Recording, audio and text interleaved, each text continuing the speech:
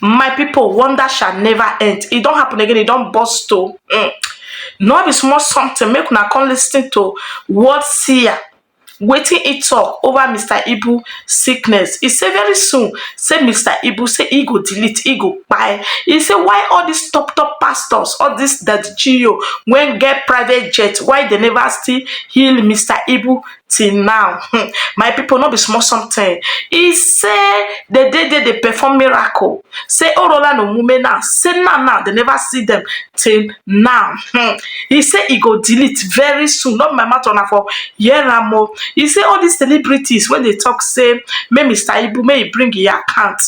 He say na lie o. Say that they chase clout. My people, no be small something. As I cross this video, I watch Dr. Lies. The way when he come take drag Naija pastors come and say time don't reach. Say they get private jet, they do miracle for national TV. Say time don't reach now. May they go heal Mr Ibu. Say the sickness, say he get as the sickness they be.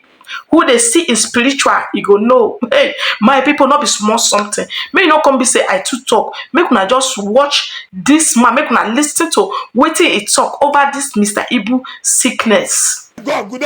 How many times I can tell you say you can't send God? There are men of God in Nigeria who dine with Ibu. See, there are men of God who drive private jets. There are men of God who drive the biggest, the nicest, and the expensive cars in Nigeria. Those men of God are there. Why can't they heal Mr. Ibu? If the money, they will get collect chop. Why can't they heal Mr. Ibu? Good, I ask you. Now, make a solution. Yes, so I will take two property. Property go 2 house. Talk, they will hear. The rich people. 2 house. See, I think Davido and some people want to help. I will not tell them. I send my message. Because when I send the message to Naija, to Mr. Ibu, what come out? Now insult, they can't insult me. See, there's this guy. Now insult, they can't insult me. How many of the people call Seer, say, Seer, this thing you talk, what you know could do? This word, the beginning, they don't go help you. When they can't buy, now some people will help you. And I see the richest boy in Nigeria, because of the one collect fame for social media. Everybody they ask, Mr. Ibu bring account, Mr. Ibu bring account. After the account, Ibu go die. After the money, Ibu go die. He will die. In the spiritual way, don't confirm already. Any money won't give Ibu, give the wife. Make the wife take what it is. Now so go there. How go there now? Oh God, you can. My people, share on another year for the horses smart. Not be small something when you come talk say if care is not taken, say very soon, say Mr. Ibu say he go buy. Say he go delete, not be small something.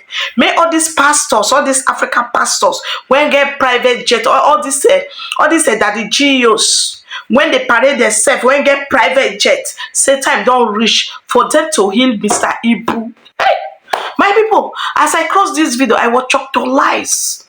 No be small something, no. Now say I can't leave this update so that I go listen to this Ghana seer. Waiting it talk over this Mr. Ibu sickness, my people. No be small something, no. Waiting on a think for inside this video. Make una leave am for the comment section whether this man really did right for waiting it talk. But for the pie, I reject him. He no go buy in Jesus' name.